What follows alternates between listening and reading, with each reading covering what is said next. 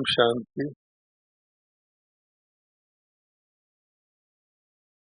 वैसे तो हम मधुबन के बेहद के परिवार में इकट्ठे रहते हैं। ये हम सबका बहुत बड़ा सौभाग्य है। फिर भी कभी कभी व्यक्तिगत सन्मुख मिलना भी हो जाता है, कोई ना कोई निमित्त कारण बन जाता है। ये और भी ज्यादा सोने पर सुहागा हो जाता है। अभी हम गीत सुन रहे थे, कितना मधुर गीत था। ये धरती पर उतरने वाले सितारे फरिश्ते कहाँ हैं? हम सब जानते हैं कि एक दिन शीघ्र ही ऐसा आएगा जब दुनिया की तलाश करती हुई, खोजती हुई प्यासी आत्माएं इस तरफ आप ही आकर्षित हो जाएंगी और बाबा को पहचान लेंगी। क्योंकि बाबा कहते हैं किसी भी चीज का फाउंडेशन लगाना, उसमें समय भी लगता है, मेहनत भी लगती है, लेकिन जब वो पूरी तरह तैयार हो जाती है तो फिर ना चाहते हुए उसकी तरफ सबका आकर्षण आप ही जाता है। जैसे पूर्णमासी का चांद होता है या पेड़ पर पका हुआ आम होता है। आम के पेड़ खड़े रहते हैं, उनका सीजन होता है।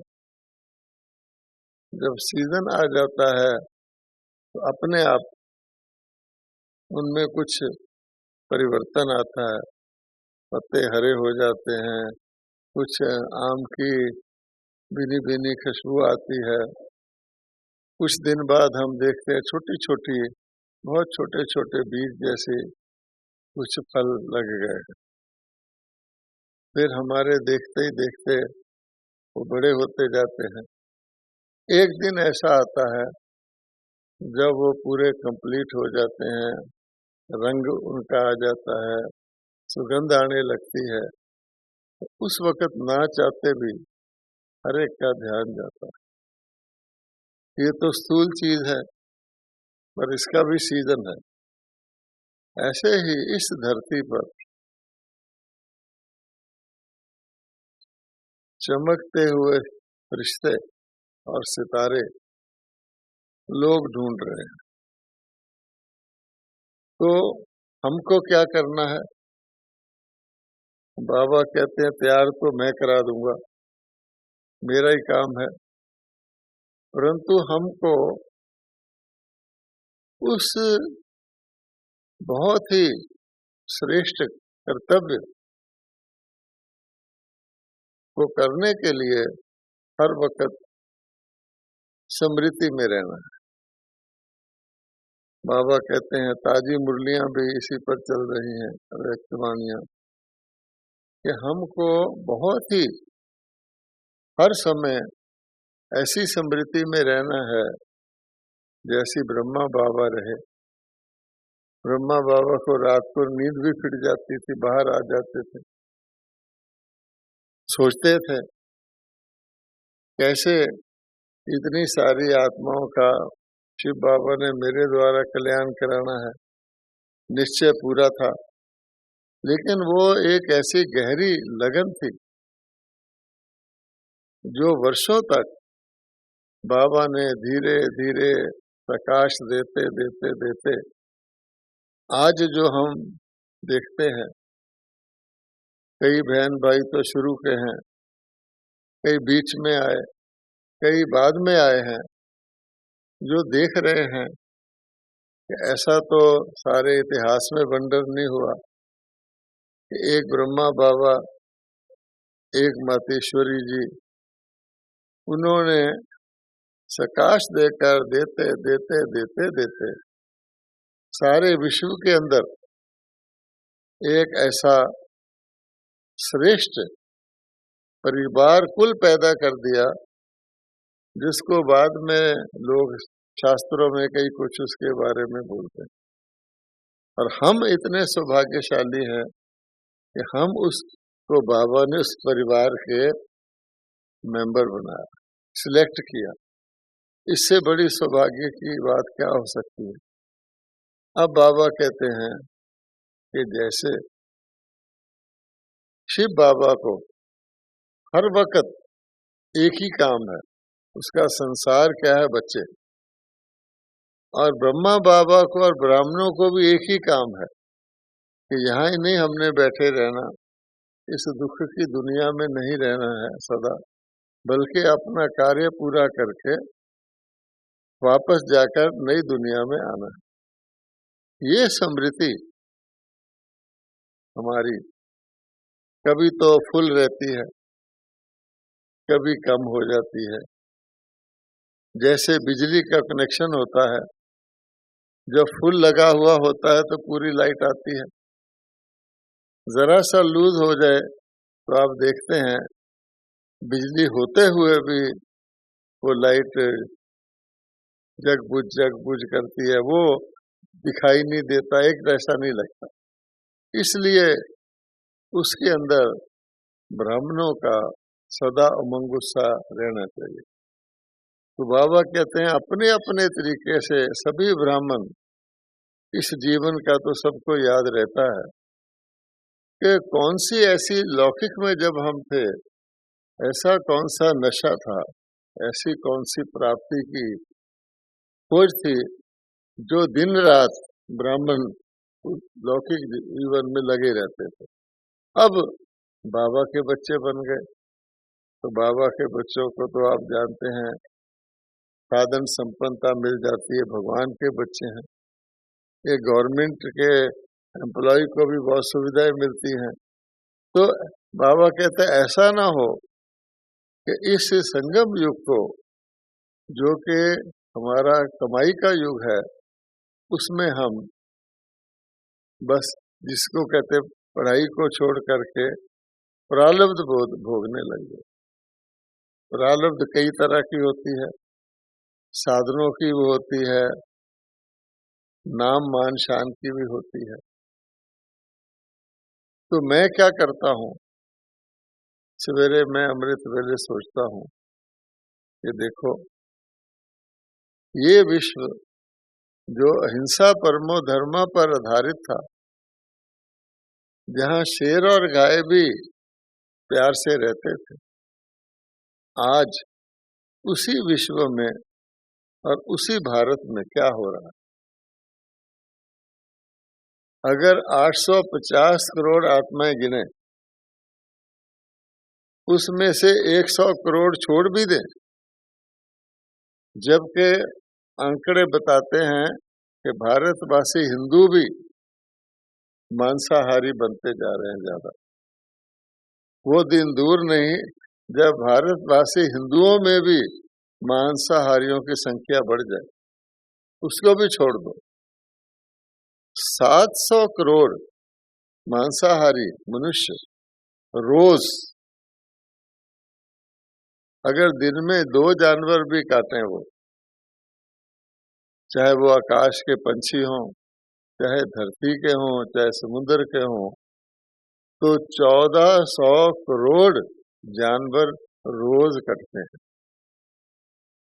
अब इस दुनिया को अगर परिवर्तन नहीं किया जाएगा तो क्या होगा, कितना दुख उन बेज़बानों को होता होगा, ये तो एक बात है। तो उसके निमित्त कौन है जो जल्दी से इस परिवर्तन को लाए। तो बाबा कहते हैं मैं तो निराकार हूँ, आप बच्चों को ही मैंने ये काम दिया है अगर किसी वक्त, वैसे तो हम कभी नगरों में सेवा करने जाते हैं, सुबह के वक्त जा रहे हों तो बहुत सारे ऐसे दृश्य दिखते हैं, कैसे कैसे वो जानवरों को काटते हैं। लेकिन इमेजिन करिए इतना जुल्म हो रहा। ये तो हुए पशु। मनुष्य आत्माएं, मनुष्य आत्माएं बाबा ने कहा हुआ है, जो ढूंढने वाले भगत हैं, अपनी ही बुद्धि से उन्होंने भगवान के बारे में बहुत कुछ सोच लिया। वो अमृत वेले उठकर बहुत मत्था मारते हैं, सोचते हैं, दोबारा अपनी पुस्तकें पटकते हैं, कुछ ना कुछ जाप करते हैं कि हे भगवान, ये हालत हो रही है, हमारे दुख बढ़ते जा रहे हैं, प्रकृति का दुख बढ़ता जा रहा है, हम क्या करें। और फिर ऐसे जो ठगे जा रहे हैं, धर्म के नाम पर एक बहुत बड़ा अधर्म आज की दुनिया में ये भी हो रहा है कि परमात्मा को भिन्न भिन्न बता करके भक्तों को ठगा जा रहा है। तो इस प्रकार की बातें जब हम सोचते हैं तो हमें क्या नॉर्मल नींद आ सकती है, हमें हमारी दिनचर्या क्या नॉर्मल हो सकती है कि इस बात को ध्यान में ना रख के अपनी जो सूक्ष्म ड्यूटी है उसको हम छोड़ दें। क्या ऐसा तो नहीं जो हमको बिजी रखने के लिए बाबा ने भिन्न भिन्न ऐसे खेल के लिए कार्य दिया हुआ है, किसी को कुछ दिया हुआ है, किसी को कुछ दिया हुआ है, हम उसी को ही अपना मुख्य कार्य तो नहीं मान लेते। और इसके लिए बाबा कहते हैं आपको समझ में भी आ जाए तो भी जब तक हम डबल लाइट नहीं होते, रिश्ता नहीं बनते, जैसा वो गीत कह रहा था, चमकते हुए आत्मा नहीं बनते, तो हम किसी को कितना भी ज्ञान सुना ले उसके ऊपर प्रभाव नहीं पड़ता। और हम जानते हैं बाबा ने कहा हुआ है कि मधुबन एक ऐसी जगह है, एक दिन कभी ना कभी, और अब तो जल्दी से जल्दी वो दिन आने वाला है जब सब खोज करने वालों की नजर, सब धर्म वालों की नजर, सब सरकारों वालों की नजर इधर पड़ेगी। वो क्या देखेंगे हम आगे? वो शांति स्तंभ देखेंगे, प्रकाश स्तंभ देखेंगे, शक्ति स्तंभ देखेंगे, या ऐसे फरिश्तों का साक्षात्कार करेंगे जिसको उनको लगेगा ये कौन है, ये डबल लाइट कौन है, इनसे ऐसी चमक क्यों आ रही है, हमें इनके नजदीक जाने की इच्छा क्यों पैदा हो रही है। जैसे परवाने को जलने के लिए शमा के नजदीक जाने की इच्छा पैदा होती है, इसके लिए बाबा कहते हैं और कुछ भी नहीं है, हम सब कुछ करते हैं, हमें अपनी लगन की अगन को तेज करना है और डबल लाइट बनना है। एक लाइट तो हम हैं, लेकिन उसके बाद जो मुरलियां आती हैं आपको ज्ञान देने की तो आवश्यकता नहीं है कि एक परिवार के रूप से, संगठित रूप से, जैसे बाबा कहता है मैं हर बच्चे को उतना ही प्यार करता हूँ, बल्कि जो कमजोर बच्चे हैं उनको ज्यादा ध्यान रखता हूँ, परिवार प्यार करता हूँ, उनके ऊपर मैं रहम करता हूँ। क्या हम वही पाठ बजाते हैं या हम थोड़ी थोड़ी हमारी प्रकाश देने की शक्ति व्यक्तिगत है, बिखरी हुई है, उसमें मैं आ जाता है कि मेरा लैंप ज्यादा प्रकाश दे। इस बात पर हमको ध्यान देना है। बाकी अलौकिक परिवार, ईश्वरी परिवार, रूहानी अंजमन कहा गया कि हमारा कोई शारीरिक तो है नहीं कुछ भी, तो उस रूहानी अंजमन में कितने भाग्यशाली हैं हम। सारी दुनिया के अंदर हम बीके बन सकते थे, लेकिन बाबा ने हमको मधुबन में बीके बनाया। इसका कितना फायदा है। बाबा हर बार मुरली में मधुबन निवासियों की देखो, उनकी सेवा की, हमेशा बाबा साथ बेहद शब्द लगाते हैं कि बेहद की सेवा, उसमें दिन रात नहीं देखते, टाइम नहीं देखते। ये क्यों होता है? उसमें खुशी मिलती है कौन सी आत्मा कहाँ से आई है और बाबा के बच्चों के पास आई है, वो तो बाबा को तो नहीं देखेंगे, बच्चों को ही देखेंगे। उनको छोटी चीज चाहिए या बड़ी चीज चाहिए, तो हम तो शुरू से जानते हैं कि हमारी जो भोली दादी होती थी, कितनी बुजुर्ग, कितनी, वो आप उससे कुछ मांग लेंगे तो खुद खड़ी होकर जाके लेके आती, उसको खुशी मिलती थी। वो ये भी कह सकती थी जाओ वहां से ले लो।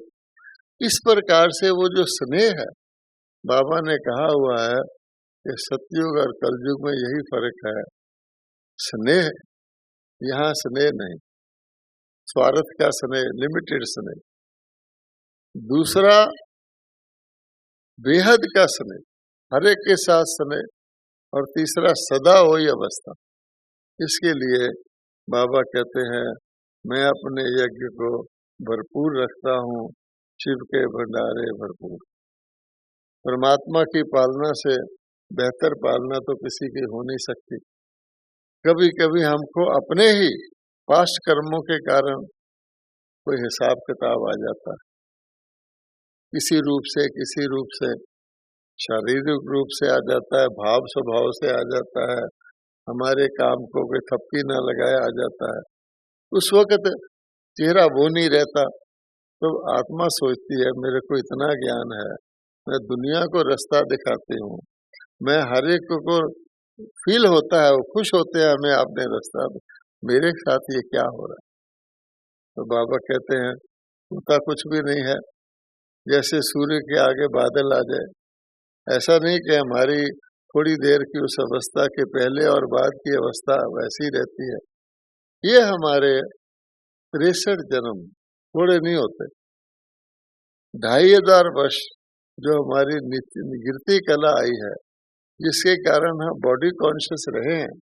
तो बॉडी कॉन्शियस की वो कला हमको बॉडी कॉन्शियस में ले आती है, और वो बॉडी कॉन्शियस मैंने हम हद में देखने लग जाते हैं, क्या करूं, मेरा योग नहीं लगता, पहले तो ये शरीर ठीक हो फिर योग लगे, क्या करूं, आज मेरी अवस्था डाउन है।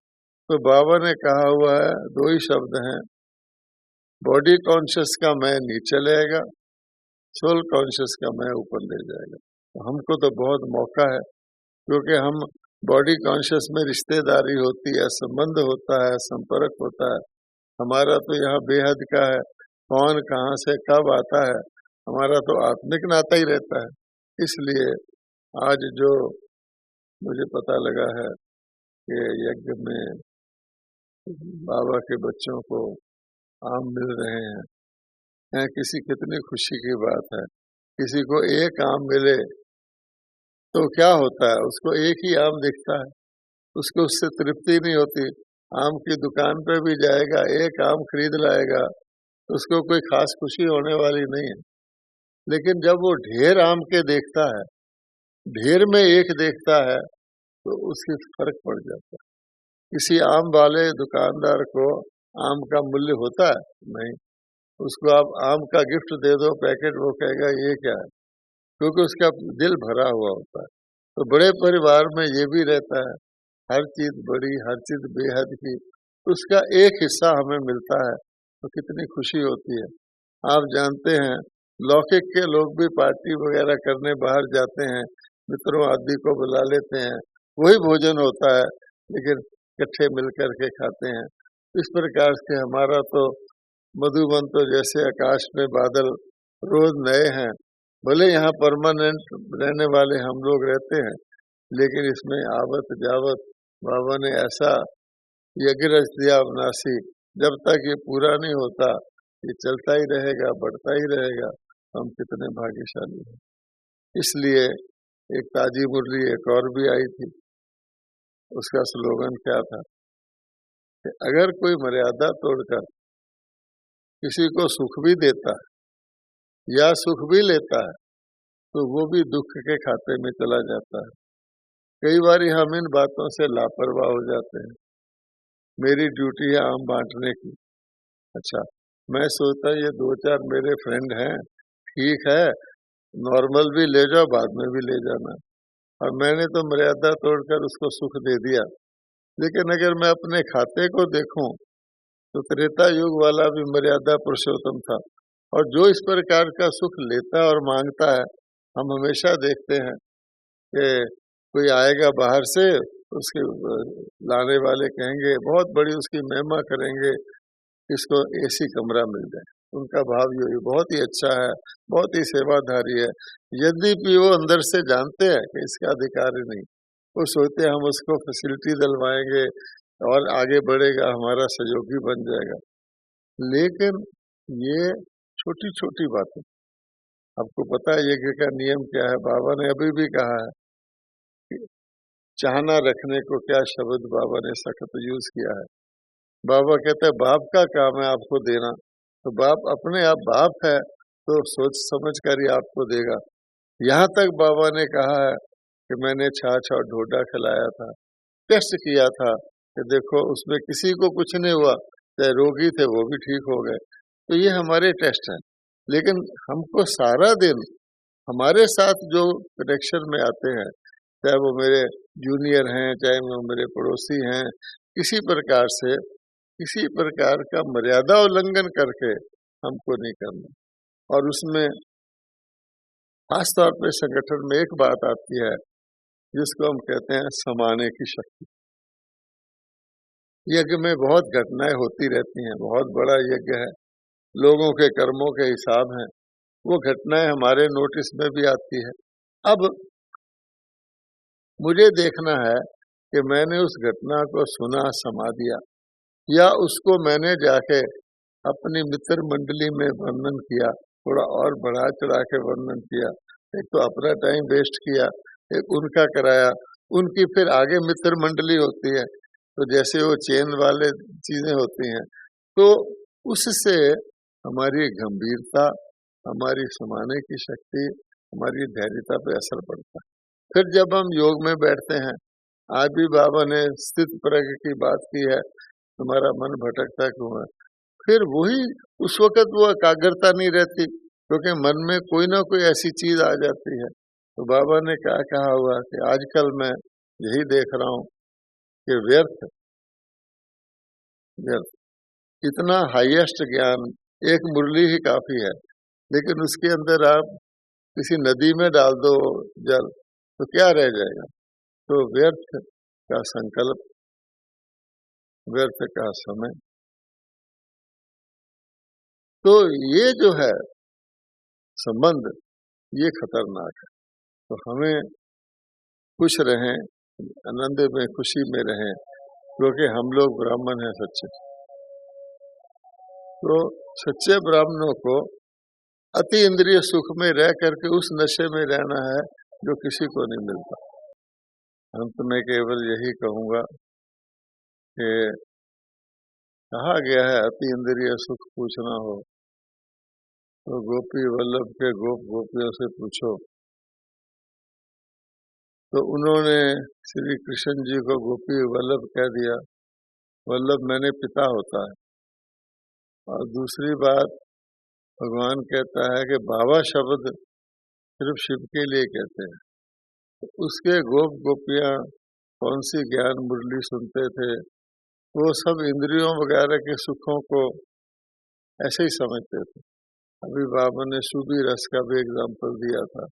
जो अतीन्द्रिय सुख में चले गया उसको बहुत बड़ा फायदा है, क्योंकि आपको इस लौकिक दुनिया में ये खाना है, ये नहीं खाना है, बड़े लॉ है। आप सूक्ष्म लोक में चले जाइए, वहाँ तो शरीर तो है ही नहीं, तो आप बाबा आपको ऐसा भरपूर करेगा, आप तृप्त हो जाएंगे। ये तृप्त शब्द भी मुरली में ताजा आया हुआ। इसलिए उस अतीन्द्रिय सुख में तृप्त रहकर इस दुनिया की शुद्ध बुद्ध भूलकर जो बाबा को बच्चे चलेंगे तो आएगा, वो भी शुद्ध बुद्ध भूल जाएगा। मुझे बहुत समय पहले की बात याद है, अंकल स्टीव नारायण पहली बारी तो अपने देश के उपराष्ट्रपति थे, पांडव भवन के हिस्ट्री हॉल में आए। तो वहां पर मोहन भाई था, उसने उसको उठाकर नचाना शुरू कर दिया। तो 2 मिनट में अंकल स्टीव नारायण भूल गए कि मैं कोई वाइस प्रेसिडेंट हूं। तो इतना जोर जोर से हंस के वो नाच रहे थे, पहली बार उनको जिंदगी में इस आजादी का अनुभव हुआ। इस प्रकार से हम तो हाथ लगाने की भी जरूरत नहीं है, आप उनके मन को खुद मन नाचता होगा तो नचा सकते। ओम शांति।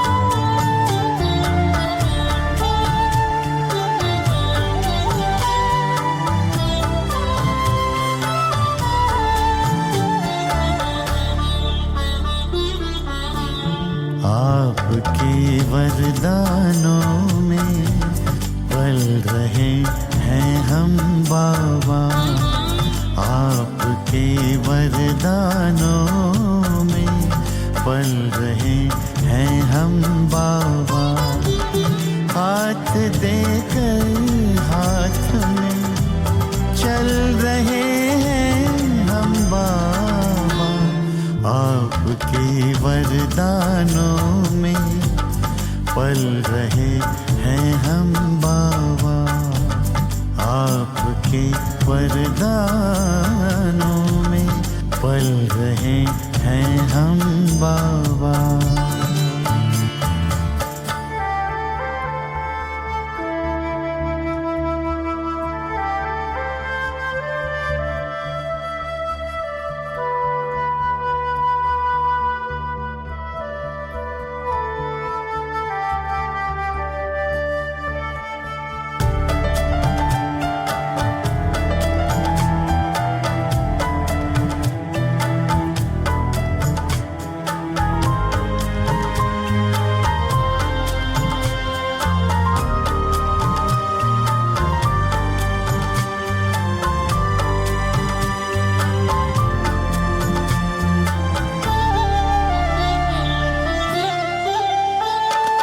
साकार में जो कहा हो रहा साकार है,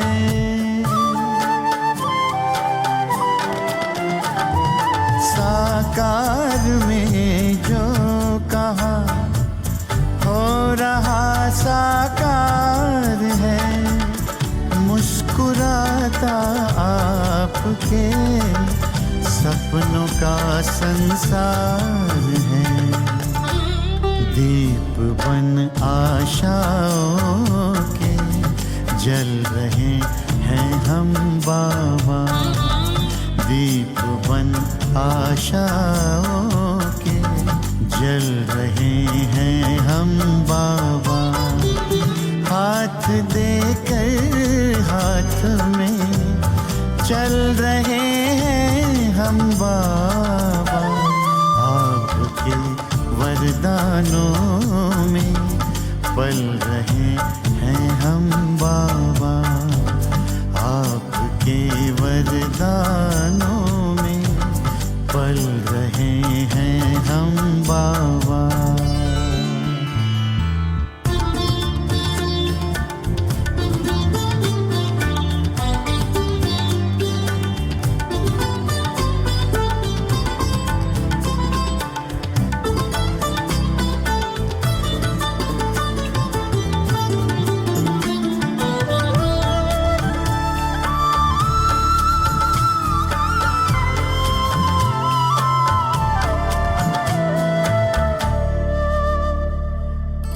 दृष्टि देकर आपने सारी सृष्टि रे बदल,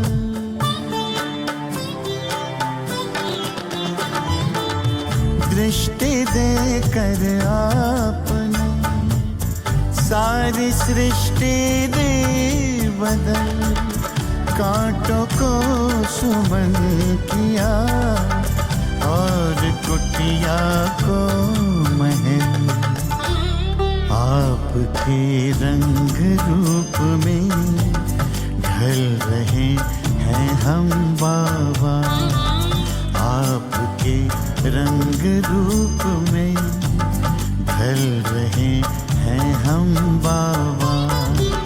हाथ देकर हाथ में चल रहे हैं हम बाबा। आपके वरदानों में पल रहे हैं हम बाबा।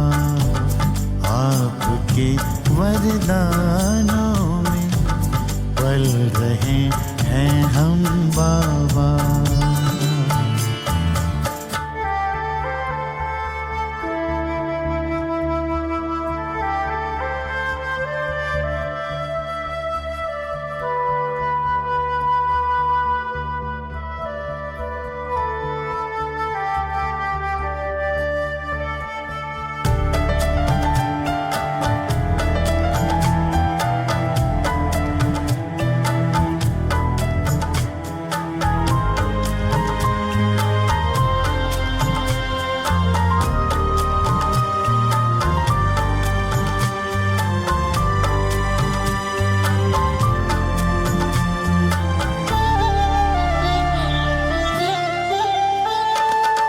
दिख रहा स्वर्णिम जहां आपके प्रकाश में।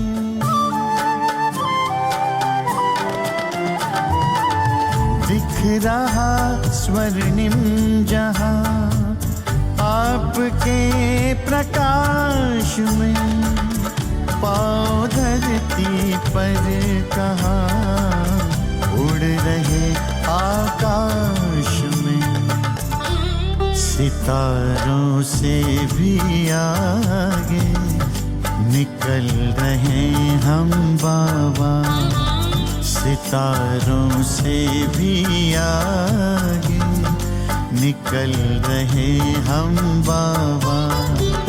हाथ देकर हाथ में चल रहे हैं हम बाबा।